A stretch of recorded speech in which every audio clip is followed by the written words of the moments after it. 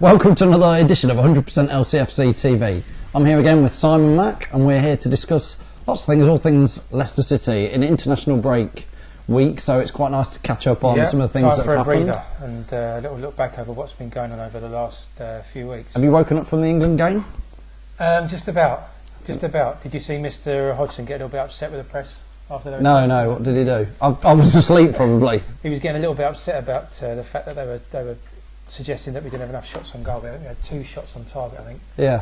In the whole game. And quite a few. We put something out on Facebook about could Liam Moore have made this this squad, and you know, I think it's not far off it. There's a lot of youngsters in there. I'm not really sure why. Hodgson's been at a couple of our games, I think. Yes, as well. I don't know if he's been looking at him or he was at the Everton game, I think. Wasn't he was. So, I mean, the way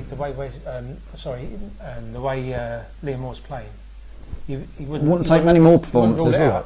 3 or 4 more games like that, and you think he'd be right in the frame. Yeah, I would think so. I mean, he made the under-21s, didn't he? I think so. He's playing a lot for the under-21s. You know, there's kids in the England team who are his age, so I think he could be a good shout for. Yeah. The other one, if we're talking about that, when he gets fit and firing his Drinkwater, I think Drinkwater's got the capability of getting himself in the mix.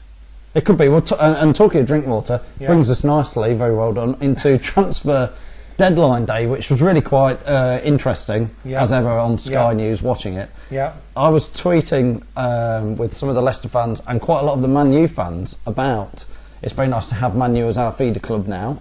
They just sign the players when they're 8 or 9, develop them for 10 or 12 years, and then when they can't be bothered to see them come to fruition, they give them to us. And Danny Drinkwater came up quite a few times with them going, we wish Man U fans saying we should have kept hold of him. Yeah, I mean that was a real one that slipped through the net for them, I think. Yeah, new Paul Scholes, really the top of player. The sort of money that Manchester United have been throwing around all summer, trying to build a squad now to get themselves back in the top 4. I think some of it was under their nose all along, but they didn't choose to take advantage of it. And a lot of the Man U fans, a lot of the Leicester fans as well, but Man U fans in particular, were tweeting on Monday night going, I can't believe we are going to sell you Tom Lawrence. Yeah.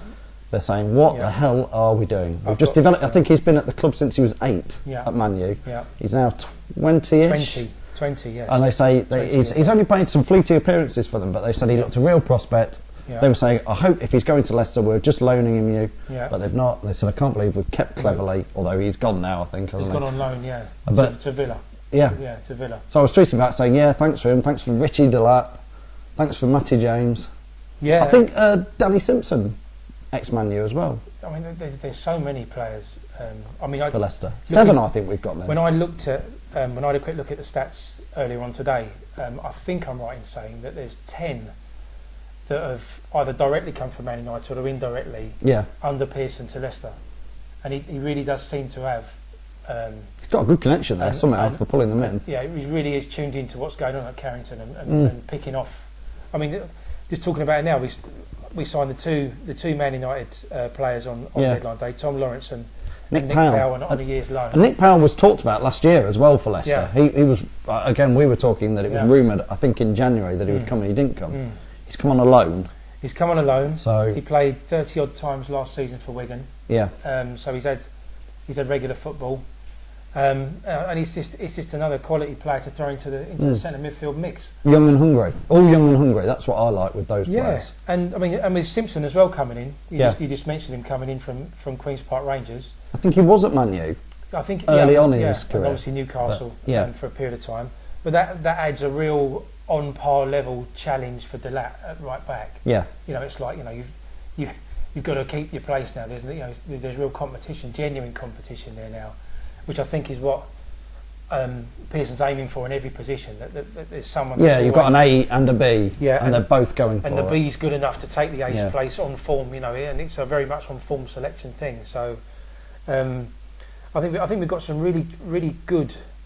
We've got a really good compact squad now of players that can really cover all the bases. And I mean, I think Pearson's had a good transfer window in the end. It was a bit last minute as ever. Yeah. With 3 signings, I think Chris Scott from Swansea is probably.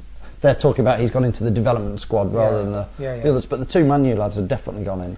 There was a lot of talk on the final day as well of Jermaine Defoe. Jermaine Defoe ended up staying in Toronto. Yeah, in the end. Yeah. I believe they've got a playoff game or they're in a cup competition. So I don't think the manager wants to send him, but I expect he will move in January, whether it's to Leicester or I would guess he'll go to Harry Redknapp in QPR. I mean, Redknapp's signed Defoe so many times over the years that you would think it was just a natural. Yeah, I would. When it was QPR and Leicester being rumoured, I thought, well, it's going to be QPR. Do we need Jermaine Defoe, Phil? He wouldn't have been one. I mean, he's obviously quality and scored plenty of Premier League goals. At but his age, and he wouldn't have, well, you could say that. You could say that about Tony Cottee, Kevin Phillips. They can come in and. I mean, fair enough, but I mean, I'm just sitting here thinking. I'm thinking Wood. I'm thinking Vardy. I'm thinking Nugent. Joa. I mean, do we need another? I mean, someone like Defoe is not going to come to Leicester City and sit on the bench.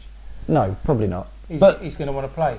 I think he suits QPR more than us myself, but I wouldn't probably say no to somebody of his quality. Yeah, well, you wouldn't say no, but another thing to mention on transfers, I thought it was really interesting again, coming from people on Twitter, not Leicester fans. This was quite a lot of people mentioned Cambiasso as being the summer signing, the steal, for amongst the whole Premier League, not just Leicester, but a lot of people saying they think he's been the big player that we've picked up that a lot of people missed out on. So. I mean, that's going to be what we'll see over the next few weeks, I think. I mean, I think it's a big question mark. Obviously, it's a hugely exciting signing for all City fans that we've got this marquee name into the club. But there's the question mark for me is now what that actually means in practicality on the pitch. Yeah. I mean, I know he played for the development squad side against MK Dons. Scored a goal, didn't he? And scored. Yeah. So he's obviously getting himself up to speed. They say he's been training and he's fully fit. So there's no reason why he can't get involved. May appear against Stoke a week on Saturday. So. Yeah, there's no reason why he can't get himself straight involved. So, it's a really exciting one, I think, for all of us to actually see him in a City shirt and actually see what we're going to get, because I think that's a big question mark now for everybody. I think generally Pearson's built his team over last season and added to it this season. There's no necessarily superstars in there. I know you'd exclude Cambiasso, but there's lots of team players in there. I noticed I was watching Hull sign player after player on Monday with a bit of a smile on my face, thinking, is this real panic buying? There was the 8 million, then 9 million, then 10 million, and players coming in, and I sort of thought, I'd rather probably be doing the business we've done than how they've done it. On a personal front, I really like the way Nigel Pearson runs our team. I think it's a real a squad ethic to it. There's a togetherness ethic to it. He's not looking at a scattergun approach at this, approaching players of a certain standard and this, if we can sign them, we'll sign them. Yeah. He's got specific targets that he's got in mind. I think his staff take time to watch those players. I know when we were talking to Lee Jobber the other day. Yeah, he said Mahrez, didn't he? They were watching Mahrez 2 years. For 2 years before they signed him. So there's a lot of planning and preparation going into what we're doing. And in the end, after all the talk of Deeney and all these other names, we ended up signing 2 youngsters from Man U. Which probably long term, if they do half as well as Drinkwater, James, Dilat, all the other players, you'd be saying, and Knockaert and Mahrez, you'd be saying fantastic signings. I think it's more good business. Building for the future. It's more building for the future. It's solid. And it's more good business. And I think we all know that if these players start to show that they're good enough to start breaking into the first team, they'll give them their chance. Yeah, definitely. Definitely good. So I think we generally feel transfer window was solid. Nothing too exciting, although you probably say Cambiasso. Cambiasso obviously is hugely significant, but it's like the cherry on top of the cake, if you like. Yeah. For me, I think the actual general business we've done has been very solid. Yeah. Ujola, I wasn't expecting. Yeah. He's looked a lot better than I thought he was going to look. He looks every bit the Premier League striker. I think on Match of the Day after the Arsenal game, I think one of the comments they said was, "Would you want Sonogo?"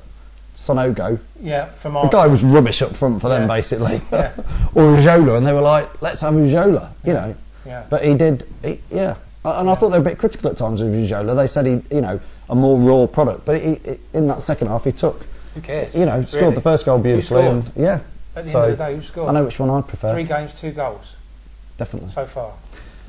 So, from transfer deadline gossip, we're both quite happy, and we look forward to having another show on 100% LCFC TV next time. So, from Simon and from myself, we'll see you then.